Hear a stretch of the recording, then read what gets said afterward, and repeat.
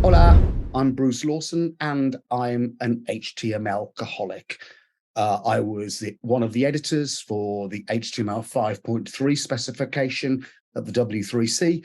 I was on the committee that drafted BS 8878, the British standard for commissioning accessible websites. I co-wrote this book on web accessibility and this book on HTML5. Don't buy them, they're well out of date. And currently I do accessibility for Babylon Health, but this talk is my own thoughts and nothing to do with my employers. So put your seatbelts on, strap in, and we'll find out Internet Explorer, RIP or BRB. So Internet Explorer, released in 1995 and finally killed by Microsoft in June this year at the ripe old age of 27. I imagine that many of you are so young that you've never had to worry about Internet Explorer. Perhaps you've never even heard of it. But what you probably heard is that it was the curse of all web developers' lives. We all hated it, and we rejoiced when it went away. But like many things, the truth is somewhat more complex. People would say that all the web developers in the world protested, Internet Explorer was hated, and we got rid of it. But that's not true. When it came out, we believed it showed great promise. The Web Standards Project, of which I was a part, said IE6 for Windows delivers fine support for HTML4, CSS1, and other important W3C standards. We loved IE6. We loved its doc type switching that allowed us to not worry about Internet Explorer's previous broken box model.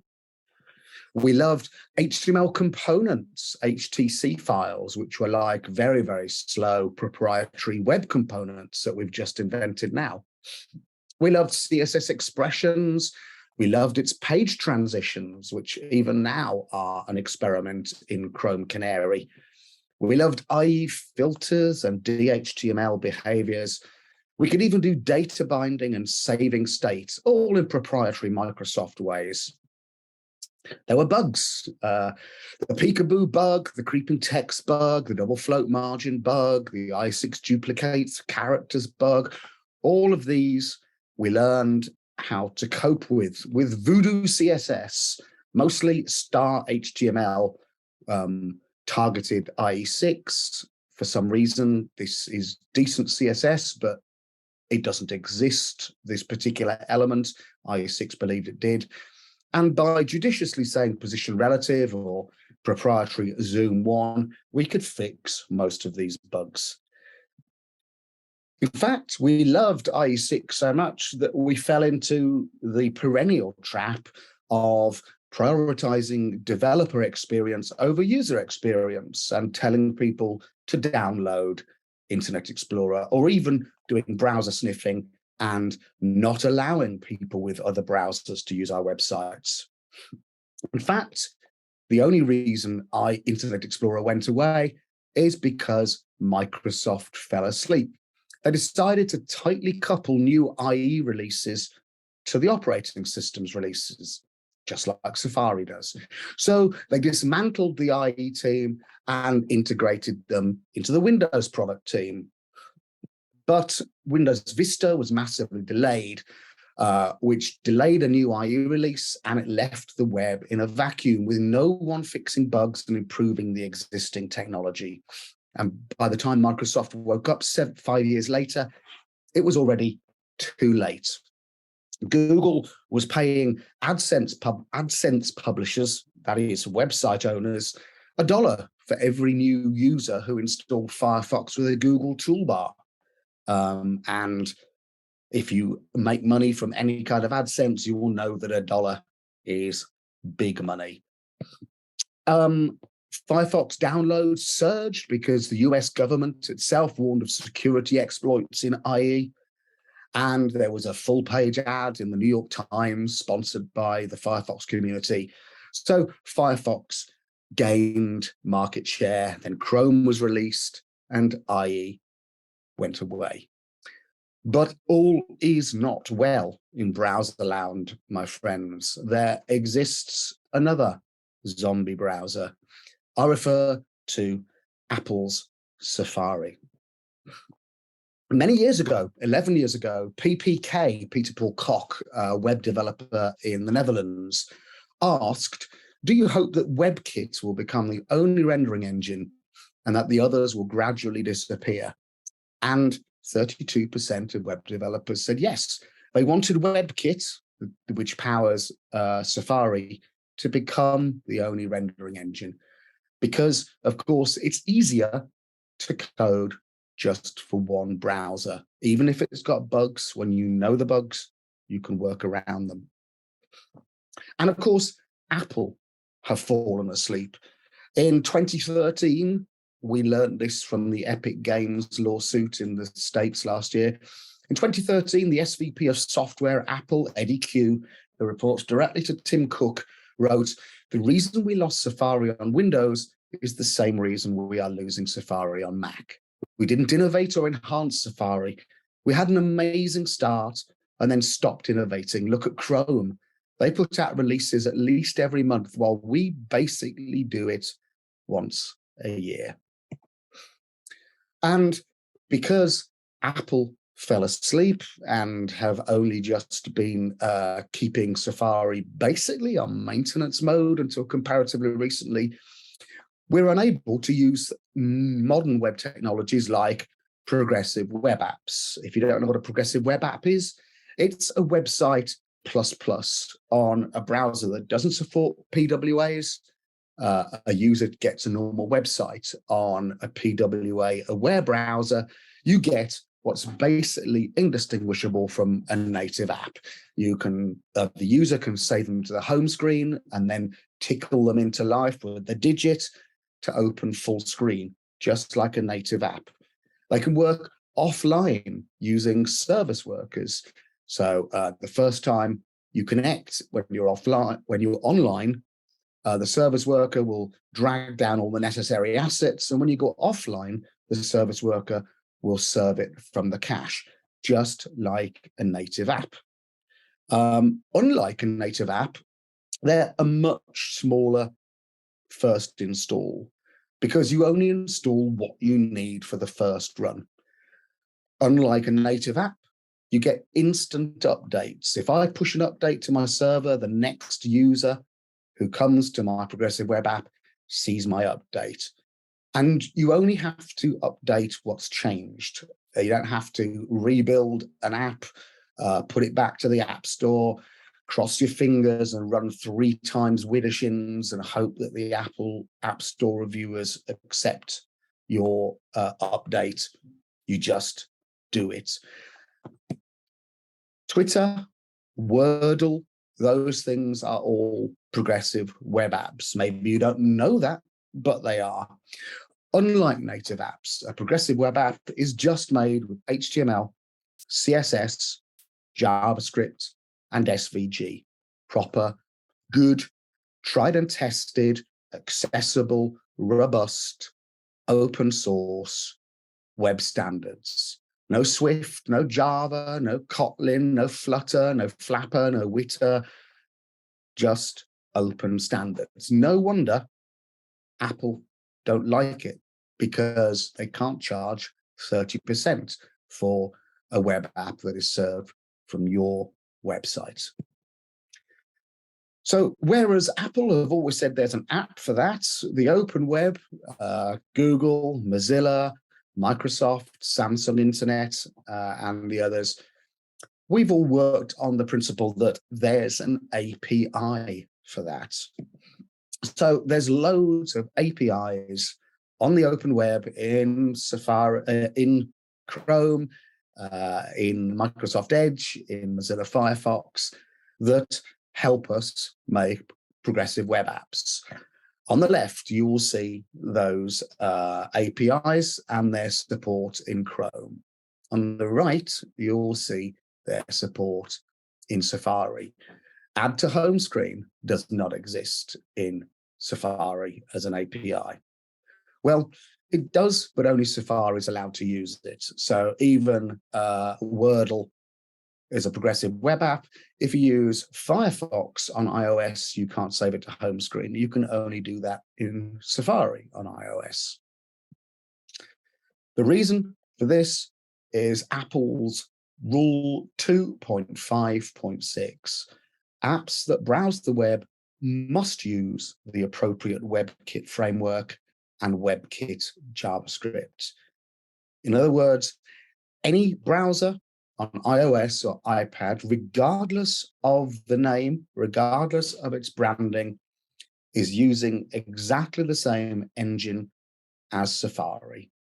It might be called Chrome, it might be called Firefox, but actually, under the hood, there is no competition. They must use WebKit, and not just any open source WebKit.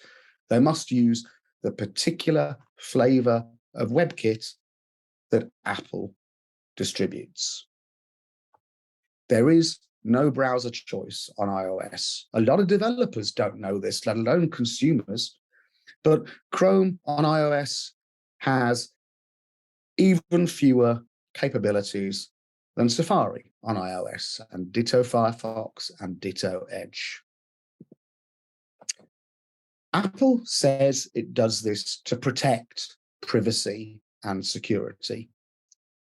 But if you look at security in WebKit, it has the longest patch gap of any of the browsers. The patch gap is the days between a security fix landed in WebKit's repo to being shipped to your device. And as you can see, WebKit is red on this graph, and it is the longest patch gap. Just before Christmas 2021, there was a security vulnerability in WebKit's implementation of something called indexed DB. This meant that any malicious website could snoop at the indexed DB storage of any other website, basically leaking browser history. And it was 57 days between this being reported to Apple and the fix being shipped.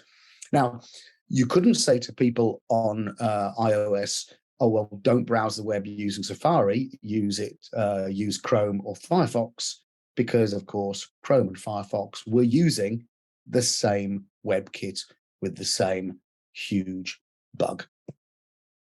So this situation became intolerable, and a group of 4 of us, myself on the right with my winter beard, Stuart Langridge staring into the middle distance, a well-known flame-haired open source Adonis, also from Birmingham, UK, and 2 other British web developers who need to remain anonymous. And the reason they need to remain anonymous is their business is an iOS app.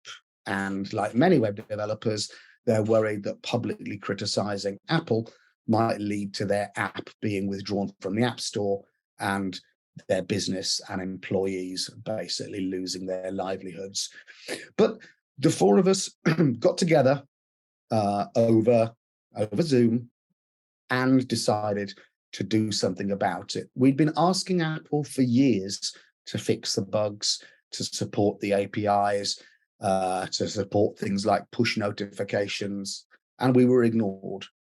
So we realized that the only way to make Apple do the right thing was to talk to the regulators. So we formed a little group called Open Web Advocacy, excuse me, open-web-advocacy.org. And we wanted to end the Apple browser ban, that is the ban of third-party browsers on iOS. We wanted Apple to allow deep system integration so that web apps, progressive web apps, can do all the same things that native apps can do, and we wanted web app equality. You can read it all on the website. The UK monopoly regulator, the Competition and Markets Authority, opened an investigation into the competitiveness or otherwise of the mobile app ecosystem, not just looking at Apple, looking at Google too. The CMA is a government organization, and therefore it has a very, very boring logo. So I've made a more groovy, a cooler logo for them, which they are welcome to take. I'm open sourcing it. And very nicely, they asked us to come and brief them. I think we've briefed them 4 or 5 times now. And they've said that browsers are powered by browser engines. And uniquely, Apple don't allow competition. The CMA is concerned this severely limits the potential for rival browsers to differentiate themselves from Safari, and it limits Apple's incentives to invest in its browser engine. This restriction also seriously inhibits the capability of web apps, depriving consumers and businesses of the full benefits of this innovative technology. And they've announced that they're planning to launch a market investigation into mobile browsers in the United Kingdom. Now, in the EU, which unfortunately the UK is no longer part of, they were also looking at this with the snappily named Contestable and Fair Markets in the Digital Sector and amended directives EU 2019-1937, or the Digital Markets Act. And again, that's very boring, so I've made a cool logo for the Digital Markets Act. This is in force now, and it will start to be implemented and enforced next year. That's 2023. The DMA, the Digital Markets Act, across the whole EU says that gatekeepers, that is big orgs such as Apple and Google, can no longer rank their own products or services higher than those of others. They can't reuse private data collected during a service for the purposes of other services. They cannot establish unfair conditions for business users. They cannot pre-install certain software applications, and they cannot require app developers to use certain services in order to be listed in app stores. And they explicitly mention browser engines. Each browser is built on a web browser engine. When gatekeepers operate and impose web browser engines, they're in a position to determine the functionality and standards that will apply not only to their own web browsers, but also to competing browsers, and in turn to software applications. Gatekeepers should therefore not use their position to require dependent business users to use any of the services provided with or in support of core platform services by the gatekeeper itself as part of the provision of services or products by those business users. And this act has teeth. If a gatekeeper violates the rules, it risks a fine of up to 10% of its total worldwide turnover. For a repeat offence, a fine of 20% of worldwide turnover may be imposed. Of course, Apple employees are very sad. Jen Simmons, a Safari evangelist, said, gosh, catching up with Tech Twitter this morning, and there seems to be an angry pocket of men who really want Safari to just go away. Do we really want to live in a 95% Chromium browser world? That would be a horrible future for the web. We need more voices, not fewer. I completely agree. That would be a horrible future for the web. And we do need more voices, not fewer. But that also includes on iOS and iPad. I do not want to see a Chromium-only future. I want Apple to set Safari free.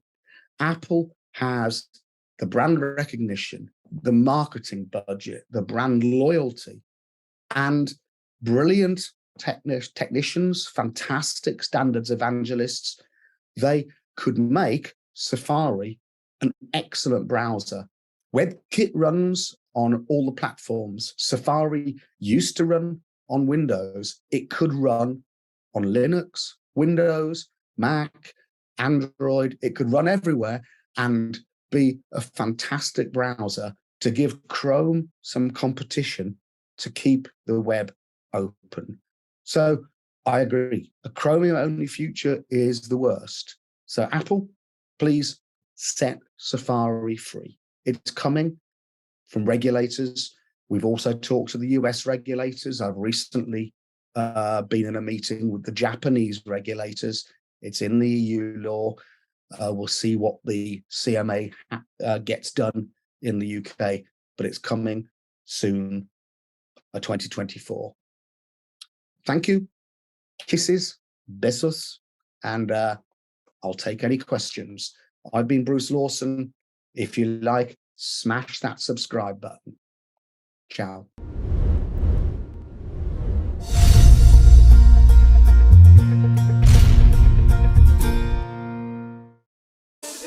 Bienvenidos nuevamente al track de Dev y estoy acá con Bruce Lawson, que voy a acercarle las preguntas que estuvieron mandando por Swapcard. Acuérdense que si tienen más preguntas las tienen que mandar por Swapcard.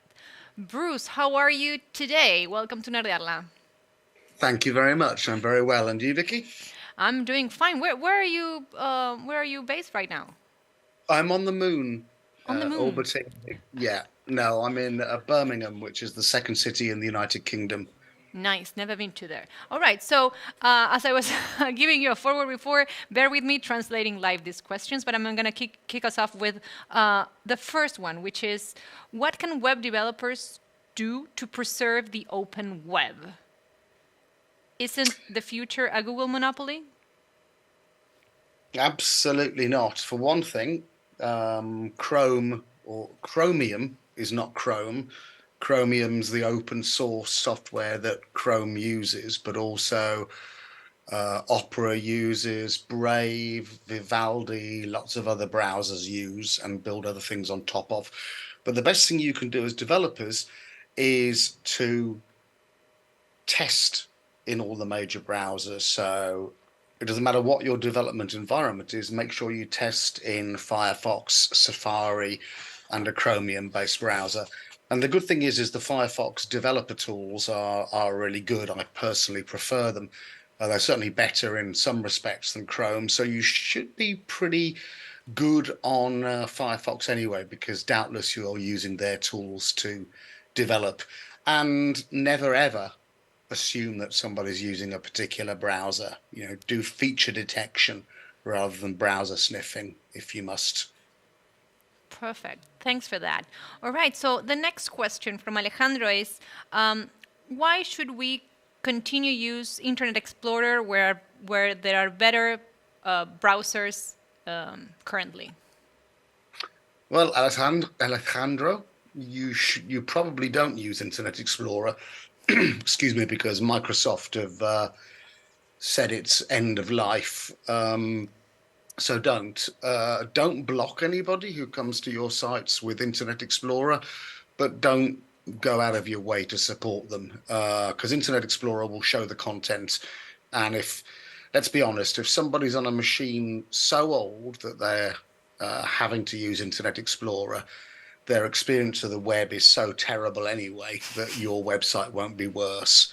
So don't block anybody, but don't lose sleep over supporting Internet Explorer. Could not agree more. All right, and Sebastian asks us, are you concerned that the Chrome engine is the new Internet Explorer, or do you think that it's better to have an entity that establishes the standards?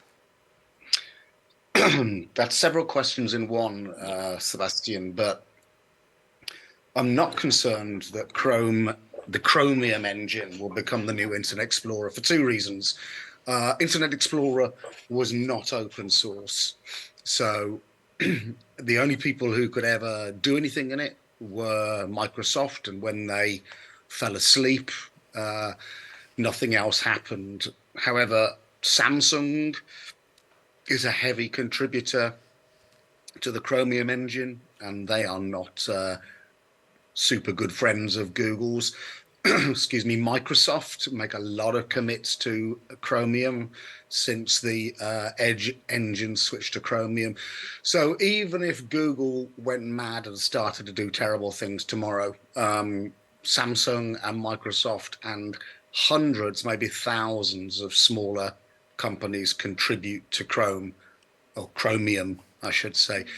And also, I don't think that it's in Google's commercial interests, because Google is fundamentally an advertising company that also has a search engine and also has a web browser. And they make their money by advertising against search as you do on the web. And so they are interested in making sure that the web is good and fast and capable, so that people don't lock their content away in native single platform apps which can't be searched by the Google search engine. So Google have got no reason, I think, to strangle the web. Apple do, and Apple are.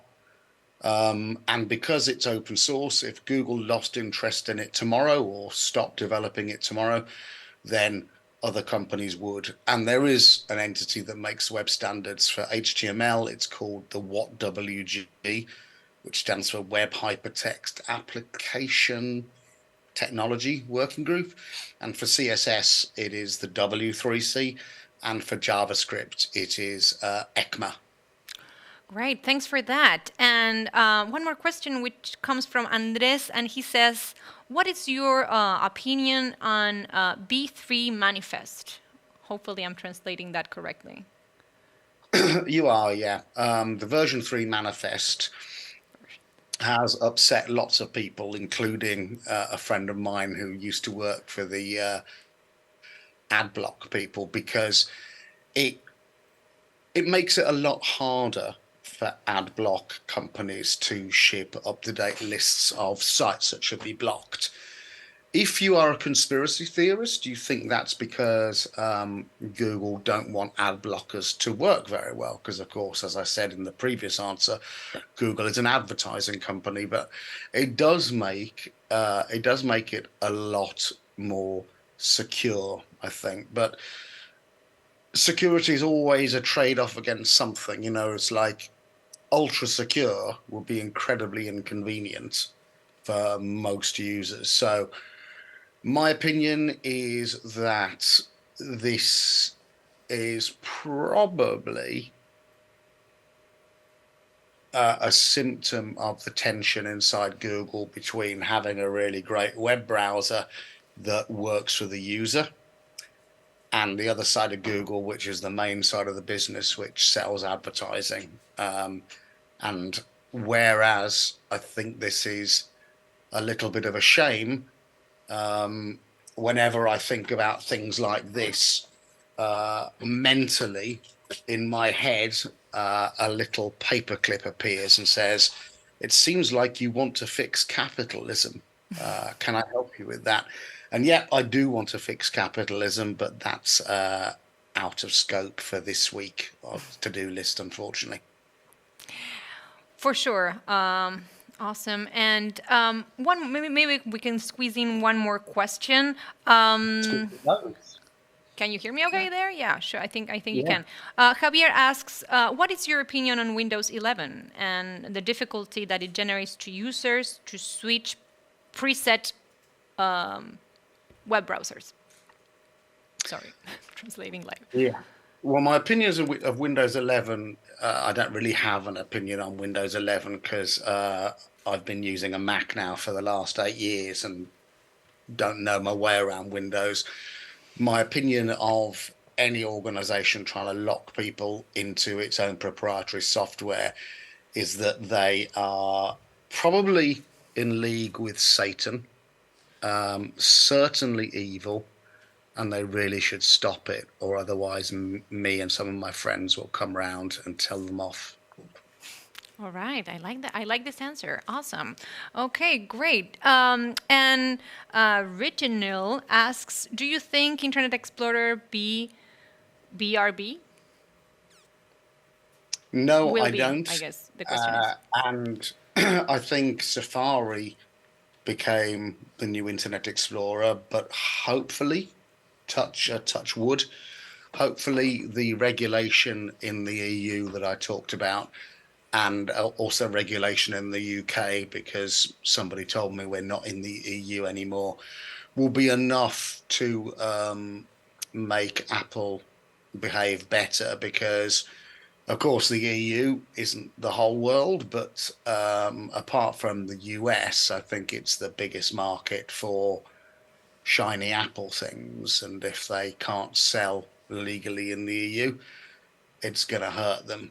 And it's probably not going to be sensible for them to do one thing for the EU and one thing for the rest of the world. So we'll see. But All right, yeah. fingers crossed. Fingers crossed. All right. Okay, Bruce, thank you so much for joining us in this edition of Nerdearla. I hope you had a great time. And thanks for joining us on the Q&A as well. Not a problem. And to answer your question from when before we went live, you asked me where I buy my shirts. I find them online mostly, Vicky. But if you send me your address, I'll be happy to send you one. I'm loving this shirt. Like, it's everything. So far, best shirt so far from all the speakers. So yeah, you nailed it. Wow, thank you. What an honor. All right, Bruce, thanks for joining us. Bye bye. Bye bye. Buenísimo. Seguimos a una tanda.